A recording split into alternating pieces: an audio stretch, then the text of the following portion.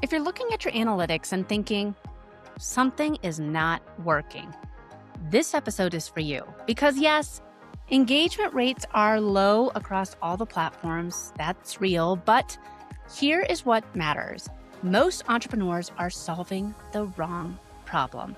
They're trying to fix engagement when they should be fixing positioning, audience alignment, and conversion pathways. So today, I am walking you through what engagement benchmarks really mean and how to use this data without letting it derail your entire strategy. Welcome to Marketing Trends Now. I'm Katie Brinkley, a social media strategist who's been in the game for over 2 decades.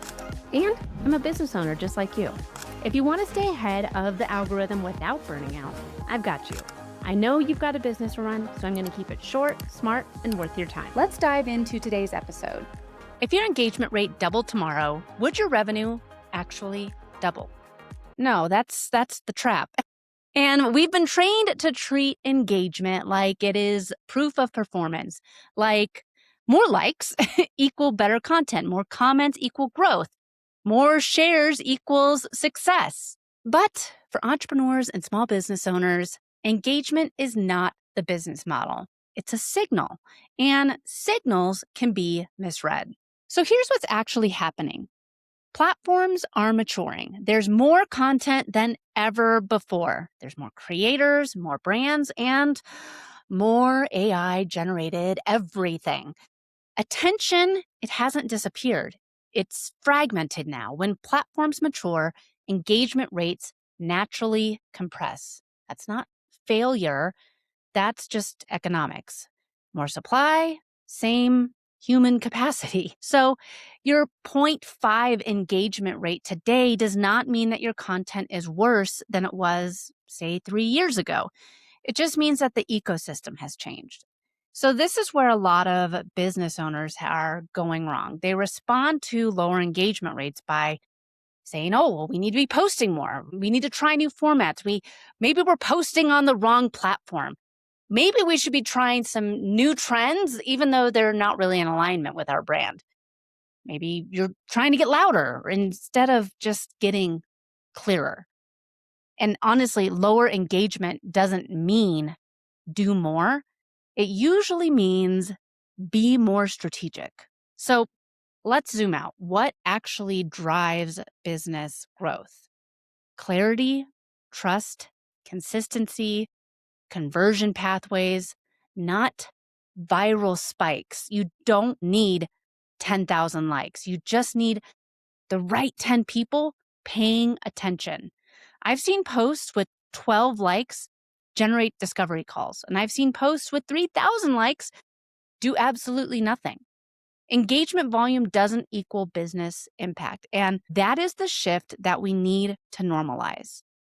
Here's something else that the benchmarks don't tell you. Not all engagement is equal. A like is super passive. A save, that is intentional. A comment from your ideal client, that is powerful. A DM, high intent.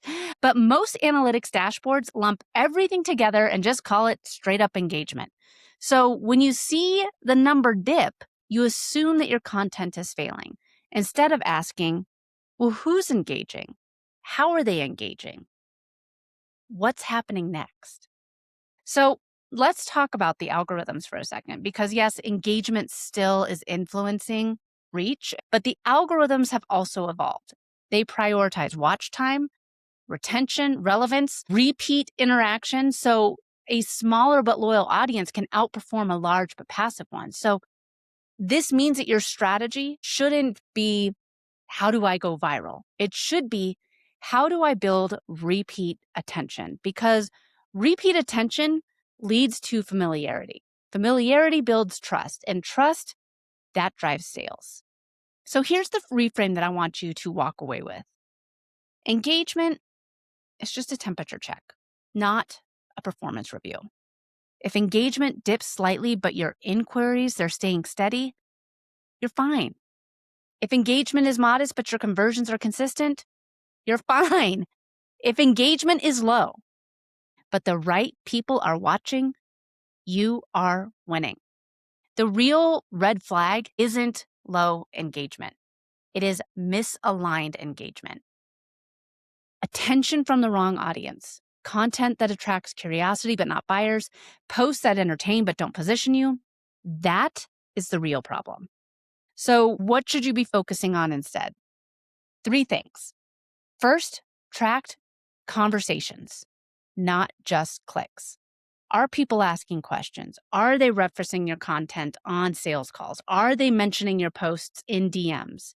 Second, measure content by business stage.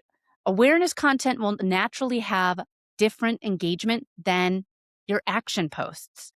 Stop expecting every post to perform the same way.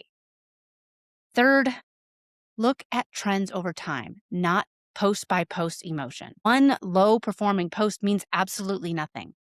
Consistency over months, that is going to tell you everything. So here's your challenge this week. Go into your analytics. Are not looking at your analytics. You know I love tools like Agora Pulse and Metricool. You can check out Metricool at metricool.com/Katie. Look at your analytics.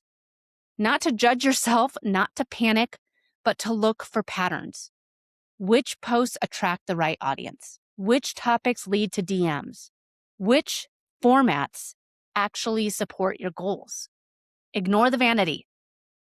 Focus on behavior, because engagement going down, it is not a crisis. It's just a cue to refine, to focus, and to simplify. And most importantly, to stop chasing noise.